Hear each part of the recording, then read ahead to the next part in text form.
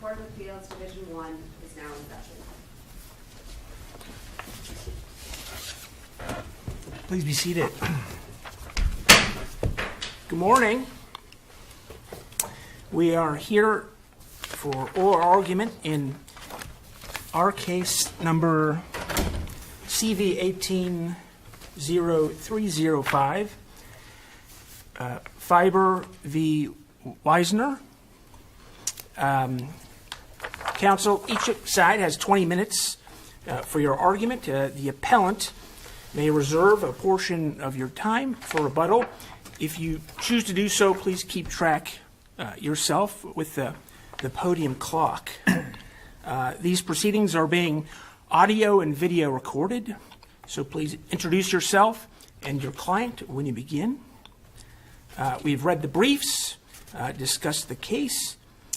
Please keep that in mind. With that, you may begin.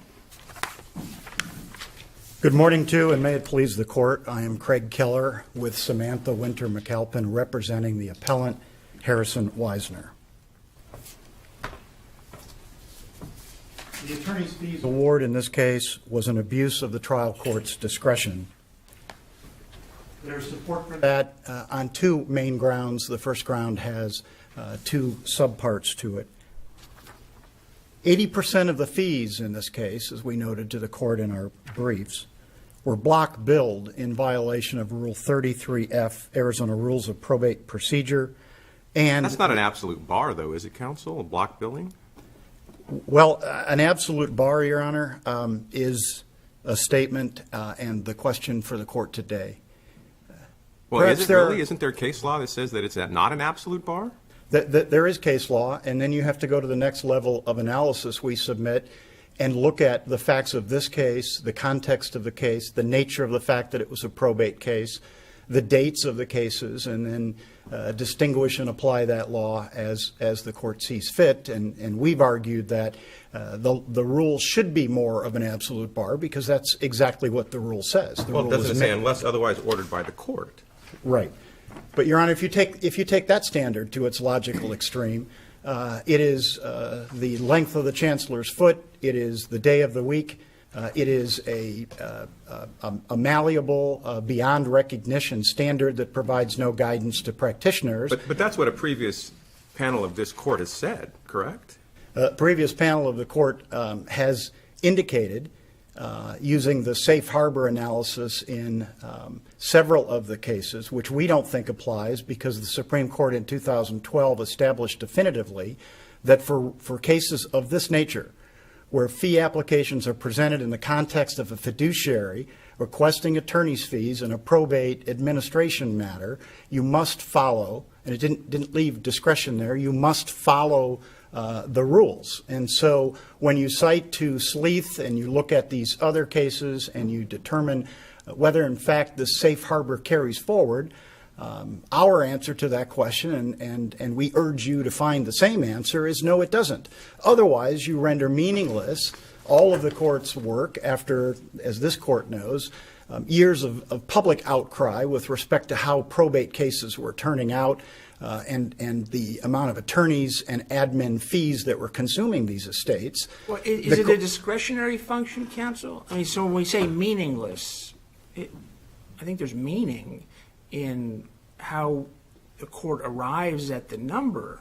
So you're arguing for a rule in which the court has no discretion, and we have a per se bar for a block bill.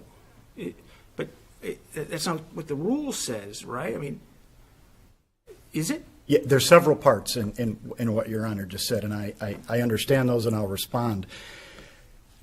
I don't think it's logical nor reasonable in this context to argue that it is a per se bar in all cases, because there is that isolated example, the incidental example, where there are two very related coexistent tasks of the lawyer, which for convenience, continuity, and logic is put together. I submit to you that that is in direct contrast to this case, where 80% of the fees requested are block billed to where if no. There's follow-up questioning, though.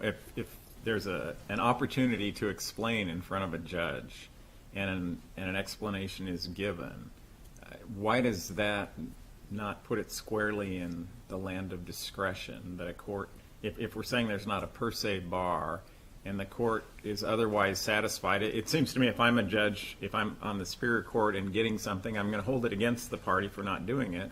But if and you start with 2 strikes against you, but if you're able to persuade the judge that this is the reason these fees are reasonable, why isn't that a discretionary call then with the Superior Court? Well, I believe, and I submit to you, it's a matter of semantics, isn't it? Because we start from the proposition that it is always within the discretion of the trial court to look at the application in front of it and to determine within various criteria whether that application meets the criteria. And here in our context of a probate administration case, we have to look at whether it is reasonable, whether it benefits the estate, whether there was good faith in incurring the fees. And so this per se bar certainly can't apply, but you also can't have a case where you submit $15,095 in a simple fee application that wouldn't even comply with China Doll, you know, the origin of our discussion, if you will, in 1983 and forward. You have to have more. And what our Supreme Court said in 2012 is, here is the more, and here is the outside limit. There shall be no block billing. So under your scenario, Your Honor, if someone submits a fee application that is not compliant with the rules and then comes into oral argument and cleans that up, your question, I think, is it not within the trial court discretion then to make a ruling based on that record? And perhaps it is, not within the context of the facts of this case, where 80% of the block billing took place. So counsel, are you saying that you reach a percentage of block billing and then it's per se? I think that's what the courts have said. So if you have a bill and 49% of it is block billed, so at what point are you asking us to make this a per se offense? Per se rule? Yes, Your Honor. Per se denial, I guess. I'll use the court's own language in the Quinn case that's cited, not as precedential value, as the court knows, but when it is so pervasive that block billing controls, is that a 51% standard? Is it 49? In some cases, is it 38? That's for the court to decide under the facts of the case. But in this case, it is very clear. 80%, almost 80%, that's not a totally accurate statement, almost 80% of the fees requested were block billed. And look at the trial court's determination. The trial court said that there were several examples of block billing. That's not true. There weren't several examples of block billing. There were nearly 80% of the total requests in block billing. And so the trial court got it wrong. And when the trial court gets it wrong, not by a single percentage, not by a little bit, but by an entire mathematical difference between several and the overwhelming majority, the difference between an F and a B minus, that's when I think the court has violated, has not exercised its discretion reasonably on a tenable basis, as is the standard before the court. Can the court factor in, if there's block billing and it includes attending a hearing and the court knows there was a 2-hour hearing or a 3-hour hearing, isn't that something the court could reasonably consider, and doesn't that let the parties know, essentially provide more of a breakdown than block billing? I would answer the question with a question and then a statement, and that is, then what are the guidelines? Because I'm sure that Commissioner Schwartz knew how much time a particular hearing was. I'm sure that Commissioner LaBianca knew that. I'm sure that I knew that and that my billing records reflected hearings that I attended, but it is not the burden of the opposing party to establish the reasonableness of the fee request by the party that makes that request. This court has clearly stated that the burden in the Estate of O'Reilly case, the burden is not upon us. The burden is upon the other side making the request. But if you come in and you have a hearing and the attorney explains, I spent 3 hours at this hearing, I spent 4 hours, sure, it should have been in in the initial request. But if there's no dispute and nobody disagrees that this is how much time that was spent there, is it not within the court's discretion to figure that out and to take it a step further, even if the attorney doesn't? If the court's aware of the amount of time and the other side is aware of the amount of time, doesn't that go into kind of a reasonableness assessment, and can't people at least come up with a general idea of, I'm sure your position is that it needs to be more than a general idea, but if we're talking about reasonableness, it seems like that's a factor that can be considered. Sorry, that's not really much of a question, but... No, I appreciate it. I understand it. And it is a difficult part of this, because the whole rubric for this is reasonableness, right? And the trial court is sitting in the best position to know how long the hearings lasted and all of that. But if you look at the block billing that was done in this case, there are 5 or more tasks put together in a single entry. There is a single line for it, and then their position is, in this case, that we should have known exactly how long that took, because we were at the hearing and we received the letter. And again, that is not the standard. That is not the burden in O'Reilly. The burden is upon them. They haven't met the burden. It is always a reasonable look. And in this case, the trial court simply got it wrong. There was no justification. You're kind of presuming in your question, Your Honor, that there was this academic or collegial discussion or some discussion at the oral argument where these issues came up and then the other party closed the gaps. Didn't occur. That is not what happened in this case. So, counsel, let me ask you, let's say you have 80% block billing, but the court is able to decipher or determine the great majority of that as quote-unquote reasonable. Does that 80%, what's the significance of the 80% block bill if the court spends significant time reviewing and feels as if it's coming to a reasonable award? With no intent to be flippant at all, but then what is the purpose of the rule that says there shall be no block billing?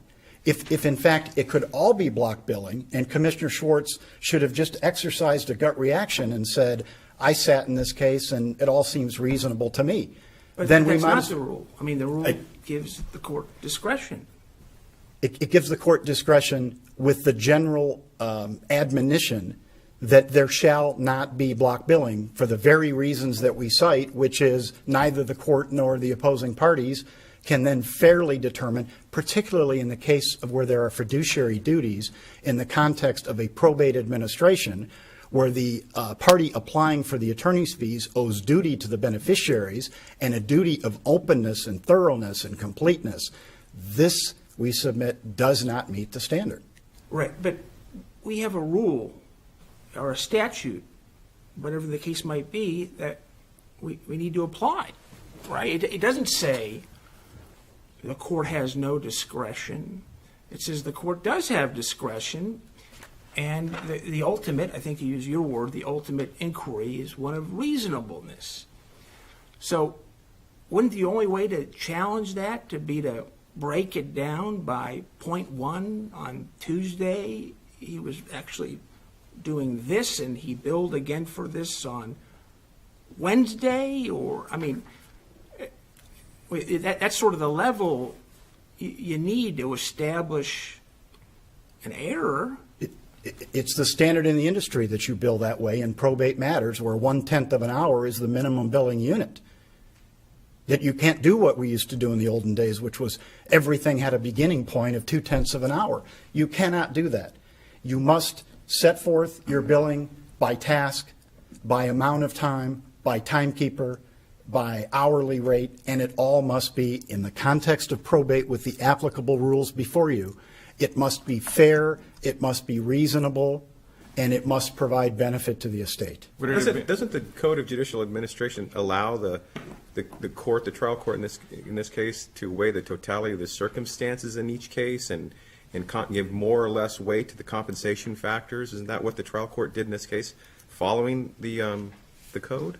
I think, in candor to the court, what the trial court did is considered what was before it, considered the objections, and came to a gut conclusion that didn't match exactly what was before it in terms of the fee application. And even insofar as our second point as to why this fails and the court didn't appropriately exercise its discretion, the fee application in this case and the accounting that were submitted did not match. There's another rule before you which doesn't leave the court's discretion. It says when you have that case, they shall match. And in this case, the court recognized that they did not match and nevertheless noted it and moved on. And it's our position that if the rule is to have any meaning in that case at all, when you have a final accounting on a holdback account such as this, and you have an attorney's fees application, much like a basic financial statement balance sheet, the first thing you look at is determine if your assets match your liabilities. If they don't, then it is not a balance sheet. But don't they have meaning, to use Judge Catani's language, if it's two strikes? Okay, so you're entirely correct. This is a fiduciary responsibility. We need to be careful about billing. They didn't do it. Two strikes. Is that meaning? It's Ascribing two strikes against, on a three-strike count, a fee application based on its block billing. Is that meaning, to use your word? It's some meaning. It's not sufficient meaning under the rules that we've been given by the Supreme Court, by case law, by the rules of the probate procedure. It is not sufficient meaning and exercise of discretion on a tenable basis on the facts before this trial court judge. Let's say the accounting is just off by $200. It doesn't match, but there's just a math error, but it doesn't seem to be that significant. You're not technically complying, but you wouldn't argue in that situation that you haven't complied precisely with the rule, you get nothing. The slippery slope commences here, because if we adopt that sort of a stand, then whose rule applies in terms of close enough for probate fee application work, which we submit in the reply brief?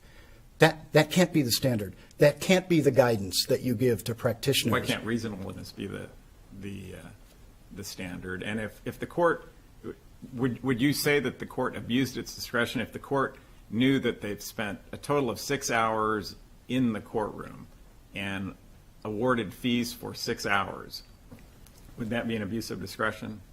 It limited the fees to, I know this is how much time this lawyer was here in front of me in the courtroom. I'm not going to give him time for anything else because it was block billed. Would that be an abuse of discretion? It would not be.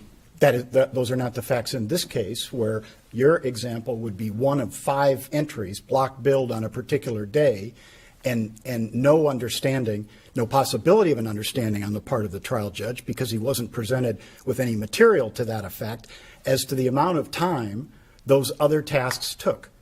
And so that, we argue, doesn't sustain their burden of proof under the O'Reilly case, under the China Doll case, under our Supreme Court's pronouncements in the admin rules of statewide applicability. It is not close enough for probate work. It is the exercise of discretion, but not on a tenable basis, and it doesn't work for a fair application of the rules in this case. And I'd like to reserve the rest of my time. Thank you, counsel.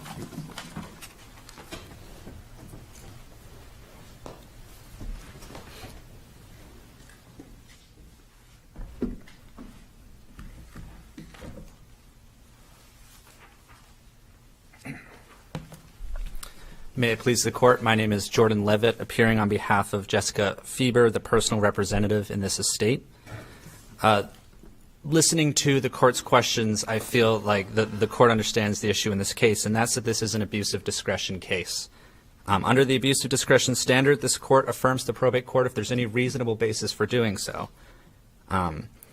In Wright, the court says that the standard is especially true when it comes to fees in these type of cases, because the reasonableness of compensation for the attorneys representing the personal representative is peculiarly within the knowledge of the probate court. So appellant has argued 3 different abuses of discretion. The first one is block billing. The second is this idea that there was some sort of double billing. And the third is this discrepancy between the fee statement and the final accounting. With respect to the block billing, there's no dispute that the court found block billing in this case. The counsel focuses on this idea that the court said several and that we don't know what that means when in fact there are many. I don't know that that's a meaningful distinction within how the ruling is written. But as the court pointed out, RS Industries says, although the better practice may be to avoid block billing when it can be done reasonably, no Arizona authority holds that a court abuses its discretion by awarding fees that have been block billed. Now, there's been a reference to a 2012 Supreme Court decision, as I understand from the argument. I don't see that referenced anywhere in these briefs. The RS Industries case is a 2016 case. And so I don't think that argument has merit. So what do we do when we have this issue of block billing? Well, the court in Sleeth tells us what we do. It says, when it remanded that case, it said the court stated that the trial court should consider whether each entry of block billing provides sufficient detail to support an award for that entry. We heard earlier, what are the guidelines? Those are the guidelines, right? What counsel is doing here is they're looking at an entry that has 3 entries, block billed, and they're saying, because I can't assign value to each individual entry within that block bill, there's no way to reasonably conclude that these fees are reasonable. That's not the standard. The standard says the court looks at the entry as a whole and determine if the tasks identified are reasonable based on the amount of time shown. But the Code of Judicial Administration says block billing is not permitted. Is that accurate? In the sense that the court has discretion to award. No, I'm just saying, is that part of that? Are those words? I understand it's modified by unless otherwise ordered by the court, but those words are also in there, right? Block billing is not permitted. Correct. Yeah, that's in there, and the court has discretion to approve fees that are block billed if it determines that it can determine that the fees were reasonable. So you're arguing block billing is permitted if the paragraph is long enough. If it looks like there's enough in there to justify the block bill. Well, I would argue that that's what the courts have found in Arizona. But more to your point, right? When we have this issue of block billing, and the court determines it's not permitted, it's not that the fees are wiped out. What happens is there's this additional scrutiny, and that's the test identified in Sleeth. What was the additional evidence that was provided here then to delineate what was encompassed within the block billing? I don't have the record before me, so I can't identify everything that was said in that hearing. Well, give us a flavor of it. I mean, Mr. Clark had testified that the fees that he incurred are fees that he incurred. The argument below Mr. Clark made was that this wasn't block billing, but it's simply the listing of assigned tasks under one entry. So, for example, what Mr. Clark had said below was if you have this 3-hour entry and it has multiple times, that's all describing work that happens simultaneously and together. I mean, that's how Mr. Clark characterized those billing statements. He didn't break it apart and say 2.5 of that was for attending a hearing and 0.2 was for doing X, Y, or Z. No. So how aren't we then left with this is just block billing? That doesn't seem to just simply say, yeah, I did it. I did everything in the block billing statement. Doesn't really seem to help us get away from the requirement that you not block bill. Right, and so what the court did here in Sleeth, or did, was follow the instructions in Sleeth. It looked at each individual entry and determined whether the fees for that entry were reasonable. But how can I do that without some sort of an explanation of this is what made up that block billed amount? It should have been 2 hours for this, 10 minutes for this, and 20 minutes for that. Well, because the court looks at the individual tasks. So if it says phone call to client, phone call with personal representative, attend hearing, and it says 2 hours, the court says, is that reasonable for those 3 tasks? If that's what the court did, is that recognizing that block billing is not permitted? I mean, that would seem to say block billing is permitted. Just be detailed in your block.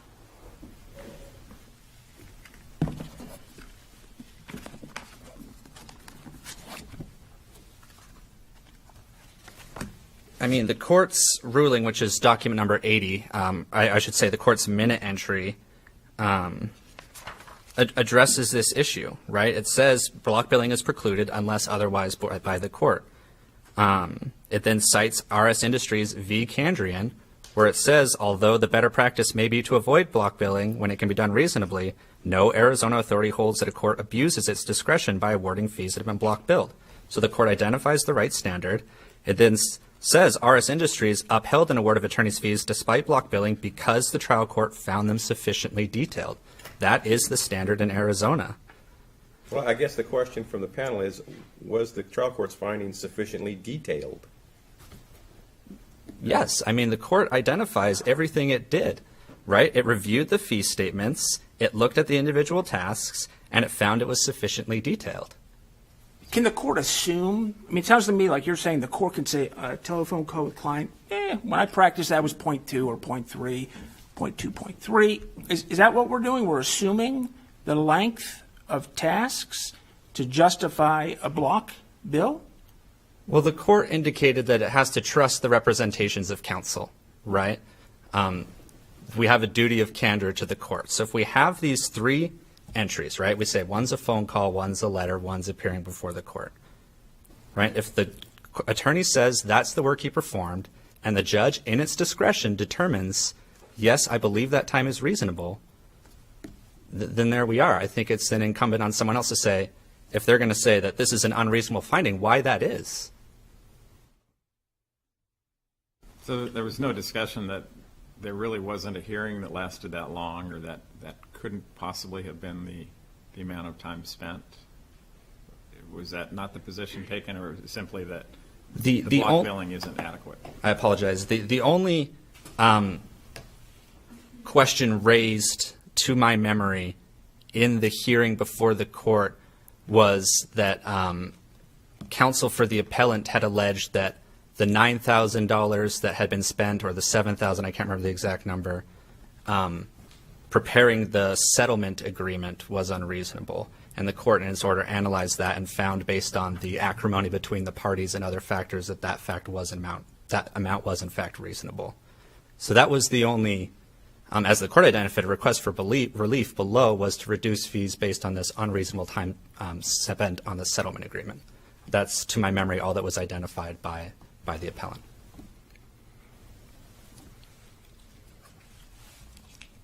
And I just wanted to point out quickly another thing mentioned in appellant's argument with respect to this standard. The attorney for the appellant referenced Quinn, and paraphrasing said that Quinn said that block billing is not permitted when block bill controls. And I understand that was just paraphrasing, but that's not what Quinn says. And so I want to make sure that we have on the record exactly what that proposition is.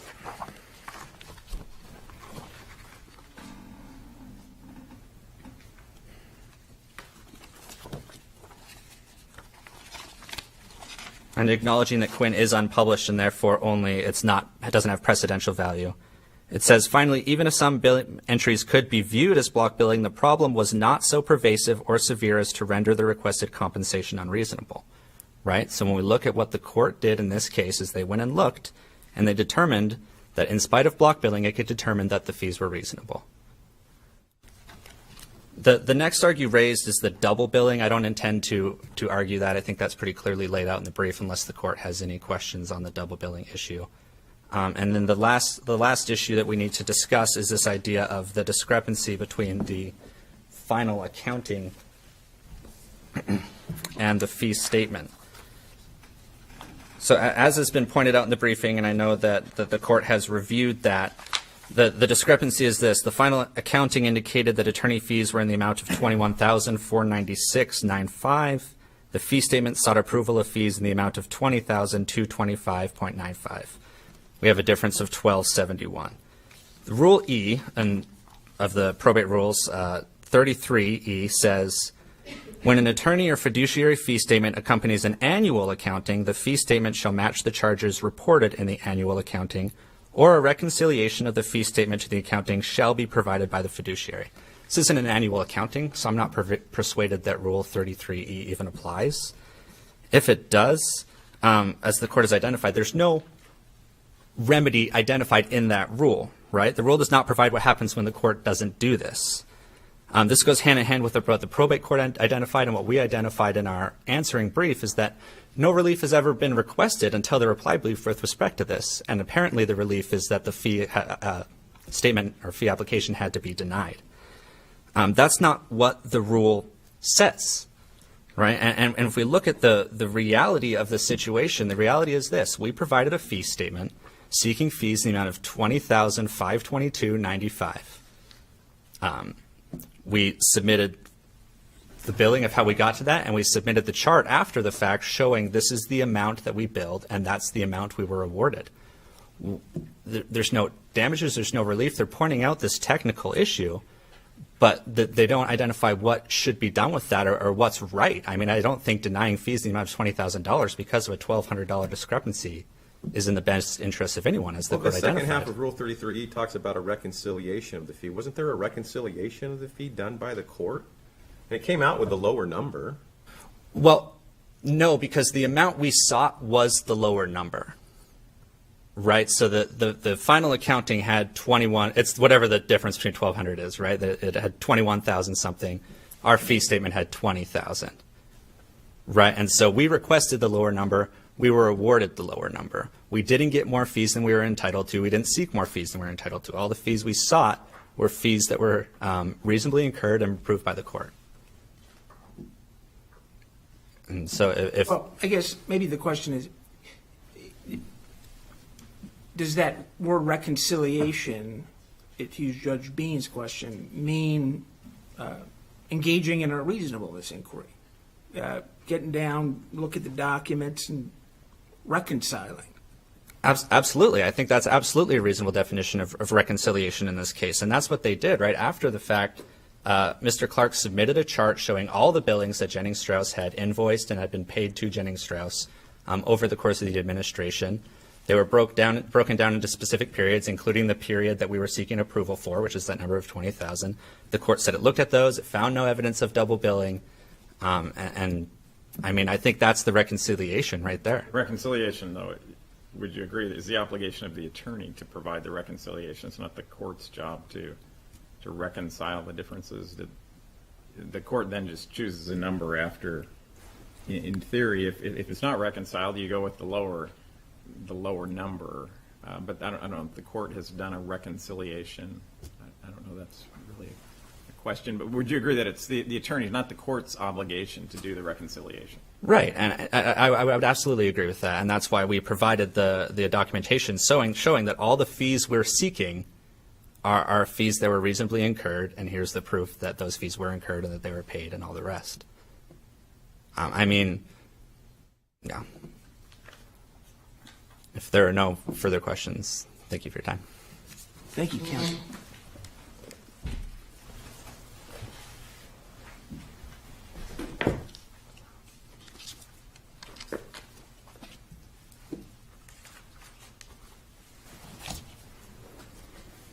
I'd like to start with counsel's question to the court about what is right. I'll tell you what I think is right. You apply the rules, and you apply the rules in a reasonable way, consistent with what the rules say, and the circumstances and situation with which the trial court is dealing.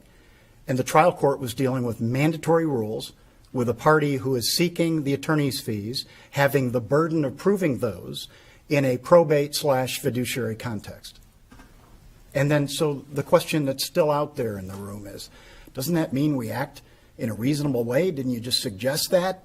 Isn't this sort of a holistic approach where Commissioner Schwartz should have looked at all this, and apparently he did, and he made all this work, he did all this work, and he came up with a number. And I submit to you that the way that was handled in this case is not in compliance with the rules. And what is right... I apologize for interrupting. And what was the request below was to strike the entire request for fees, or was there, counsel was suggesting there was a specific request regarding a $9,000 entry, or there was specific discussion about one fee being unreasonable. Was the focus also he should be awarded no fees?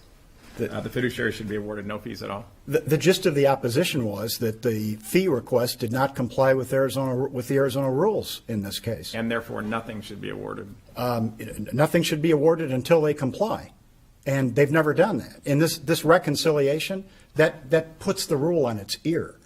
The rule says, and they're arguing for the first time here, I might add, not in their briefs, that this isn't a final accounting. Well, it's the last accounting.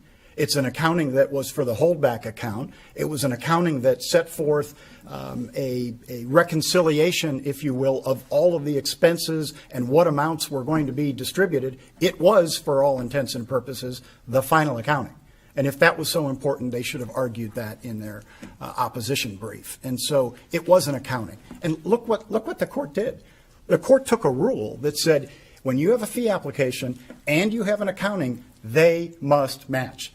You don't, in my previous example, have a balance sheet if your assets don't match your liabilities. I don't know what you have, but you don't have a balance sheet. And in this case, what you do have is a violation of the rule. But if your billing statements show $30,000, and it doesn't match because you've only asked for $20,000 in fees, is that a violation that warrants not awarding any fees, or do you just award? I see the point if the billing statement only shows $20,000 in fees and you're asking for 30, but if we have the converse, the billing statement shows 30 and you're asking for 20, why would that be an abuse of discretion to award 20? So, Judge, is the rule then, even though the rule says shall, the fee app must match the accounting, and you don't have that match, if the court always takes the lower number, then you've had substantial compliance with the rule? I would urge you vehemently not to adopt that's okay. Shall doesn't mean shall. Shall means it's close enough for accounting in a probate case, and that takes us down an incredibly slippery slope where we'll all end up injured. Why is that a slippery slope, though, if it has at least the fee statement? There are numbers that match a request for $20,000. There's numbers that would support a greater application. But if there's something that matches up with the request for $20,000, that doesn't seem like a real slippery slope to me. What does the rule mean? It says when you do those things and you make a fee request, they have to match. And they have to match because that's where you have the internal integrity that they're asking for, the number that's fair relative to a good faith expenditure of resources, experience, and work. That's inherent in, look, this needs to match. And I'm sure you're saying, because we've argued this, I'm sure you're saying, my goodness, that's a position of a bunch of sticks in the mud, isn't it? It is the position of people in the trenches who are trying to understand the Supreme Court's rules and the rules of probate procedure, and as good stewards of those rules and officers of the court, we are trying to enforce those rules and make it make sense, and shall means shall. What 2012 Supreme Court case were you referencing? It's not 2012, Your Honor. I may have misspoken. It's when the guidelines became effective, September 1st of 2012. Oh, so it's not a case. It's the no, sir. If I said case, I misspoke. Okay. It's the effective date of those rules. Very, very quickly on a couple of other items. Your Honor, Your Honors, you must Counsel, understand. you're out of time. You think you could wrap up in a minute? Yes, I will. Okay. I will, Your Honor. Thank you. Remember, as you cogitate about this case, as to perhaps how we got here, the petitioner counsel did not even know what block billing was. And so if you don't know what it is, how can you avoid the prohibition? And that was clear in Commissioner Schwartz's ruling, which is Record Index 79, where Mr. Clark identified block billing as an unexplained time, and you'll recall what Commissioner Schwartz said about correcting his misunderstanding about that. And so that is one reason, a major reason why we got to where we were. Somebody was not being vigilant with the rules. The evil of block billing, to close, the evil of block billing, and why this isn't just a squabble in the trenches in a probate case involving less than $20,000, and, let's go on to something more important. The real import of this case is what is the meaning of the rules, and how shall those rules be applied by practitioners in the probate fiduciary context. And we urge you to send this case back to the trial court to exercise a reasoned decision on tenable grounds consistent with those rules. Thank you, counsel. Thank you both for your argument.